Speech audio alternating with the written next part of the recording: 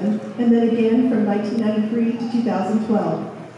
He has had many jobs and duties during this time in the Army and in many capacities, and has traveled to many areas to do what he is called to do, train soldiers and to protect areas in distress.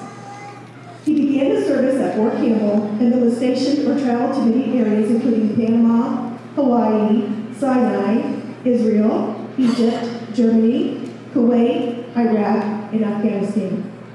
He was a member of the Striker Cavalry Regiment, trained other soldiers, and led them in exercises to equip them for battle. He assisted our country during the Montana fires and helped after Hurricane Katrina. Sergeant Richard Griffith has dedicated his life to sharing his faith and educating others about the great nation we live in and what it was founded on.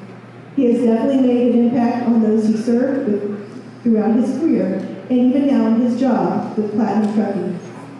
Richard is married to Alvina Griffith, and they have 6 children. Kyle, who served in the Marines and who is married with a 2-year-old and another one on the way. Christian, Richard, Ezra, and Ira, who attend Indiana State, Bethel College, and Ball State. And Sherry, who is a senior at RCHS.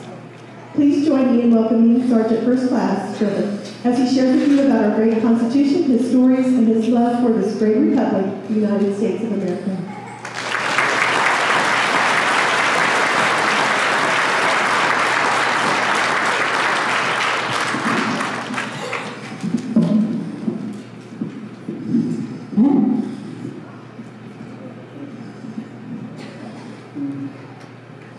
Thank you for having me. Thank you all of you, Air Force, Army, Navy, Marines. Thank you for all your service. And it's an honor to be talking here today. A few years ago, when I was back in Afghanistan, I did a little video time to talk to you guys while I was in theater. I just want to share with you all today. Everybody knows the Pledge of Allegiance, right? Yeah. You know what all that really means? You guys want to hear a little story? Yeah.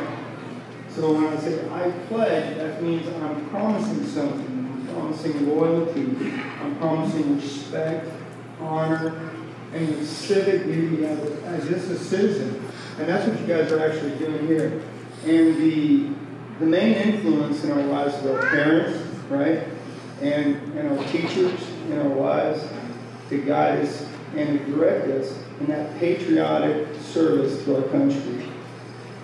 The flag is a symbol that unites everyone. So everybody want to grab each other's hands? Just grab each other's hands real quick. You know what that means? That's a sign of unity. Go ahead, you guys. Hold each other's hand just for a second. Just for a second, it ain't going to kill you. See, the power to reach out to your neighbor. And we just go in one more depth. Okay, you don't have to keep holding each other's hands. But remember, I did hear that they said they had sanitizer, so you guys should be good. All right. So, when we join in unity, you guys feel a personal connection, right? Because you guys just touch each other's hands, right? Now you got cooties, but you don't.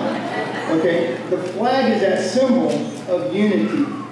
And that when you look at, if you don't remember the loyalty, when you look at the flag, when you look at the red, those are the generations of gentlemen that served, and they've seen people maybe in combat, maybe not, but they gave their time, their sweat, and a belief that this country and the republic for which it stands, one nation under the Almighty God, the creator of all life.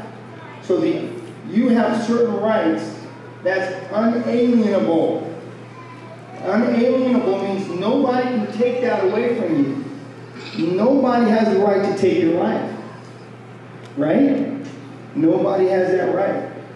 You can have 1,000 people come up and against one person, but a republic is a constitution-based belief that our forefathers have believed in, saying that no man has the right to take your God-given rights away. And so we as soldiers, we take it to the next level. When we see tyranny in other lands that are affecting our country or that may have an influence, we have to bring that fight to the physical to prevent a tyranny or an oppression against good people. Because there's good people in every country. In Iraq, Afghanistan, Kosovo, Guatemala, everywhere in the world. The United States is built up of all them people. That's what we call united. And this is our symbol of unity. So you might see some confrontation, but you can, anytime that you look at that, I'm not going to tell you to do whatever. That is not a political symbol. It's not a divisive symbol. It is a symbol that represents all of us. Every single one of us. So when you put your hand over your heart, it's a solemn, beautiful thing. And you say, I pledge my allegiance to this flag of the united, of everyone here. Everyone. And that, so, pledge allegiance by the United States of America and to the republic for which it stands. A republic is a constitutional-based belief. A republic, that means nobody can take away your rights. It's not, a democracy is, I know everybody hears democracy a lot. That's when people can vote and they can take away your rights. They can do whatever they want if that group agrees. But a constitutional republic protects you from having those rights taken from you. Do you understand? So we, as soldiers, as we grow up, we decide, you know what? We believe in this. We want this for every American. We want everyone to be free. Even those in other foreign countries. Because, believe it or not, every country has usually some kind of relative here in the United States, no matter where they're from. So, so when we go, and when I served, I didn't, some people serve for different reasons, but I just want you guys to know, when you see soldiers and you see that flag, that's something that should unite us, and that's something you can stand for, and that's something that something bigger than us can keep us all together. And we want that for every country. We want freedom for every country. And that's what we go, and if we go to other countries, we're there to ensure that freedom is heard throughout the world. And I'll give you a little story of freedom.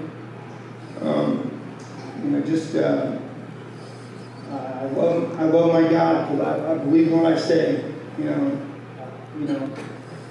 So God is someone who's personal. He is the one over that flag. He's the one who wants us free. And all men, that's what I'm saying, all men are given unalienable rights. Those are God-given rights. To life, liberty, and to be happy, right? For the pursuit of it. So, give you a little story. Who wants to hear a story about Iraq? Iraq, okay, I'm going to give you guys a little cool, everybody say, hoorah! A little bit louder. 1, 2, 3. Cool. All right. I'm sure that Marine over there will do it like that, right? All right. I know there's some kind of fun stuff that goes on throughout the military, that competitive, but that's like a brother and sister competition, right? So, but we all serve our country. That is the thing that unites us all. These little symbols, other symbols sort of like, it's not divisive, but it's competition, right? So, here we are in Iraq, and we're getting ready. Everybody remembers or heard about the Iraqi freedom? We went over there to set some people free, you know. So, the Iraqi people. Well, we went over, all my guys were like, some people don't believe in God, you know, and that's okay. Some people don't. Some people choose not to, whatever. And some people choose, you know, to believe in different gods or whatever.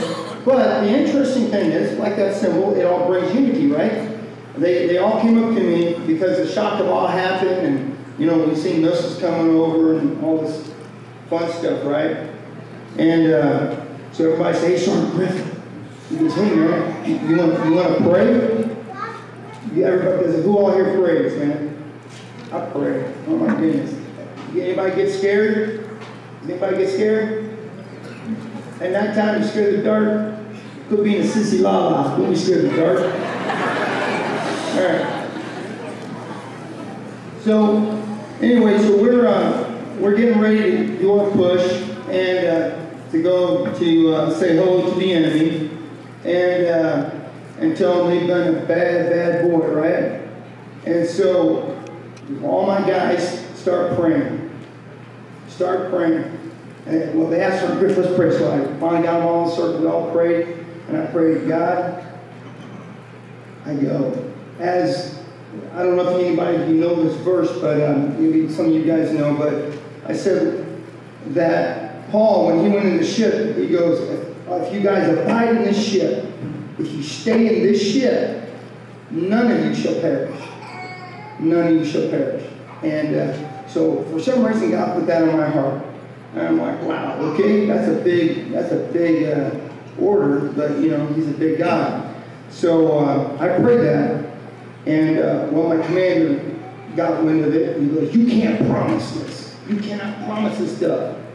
And I didn't tell my commander, you can't tell me what to do, because he's in charge of me, right? But I did tell him this. I said, sir, I go, God, why would you want me to stop God from putting his blessing on my guys? He wants to protect me. He says, not one hair, as long as I'm here, will be harmed. And that's not all the time, but in this instance, that's what the case was.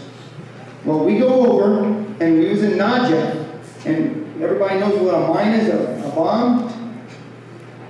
Well, we was driving, and we was clearing a minefield, but as our push went over, this was amazing. Prayer. People, all the people from all the countries, and you guys probably never heard this or seen it on the news, but people, when we were driving across the country, all the way from the south border of Iraq, all the way to the north, people came out from their houses. People came out from their houses and was saying, and waving at us. You seen someone winning the Super Bowl? You know, all the big crowds. People came out. They were crying. They were begging for food. Can you imagine if that happened here in America?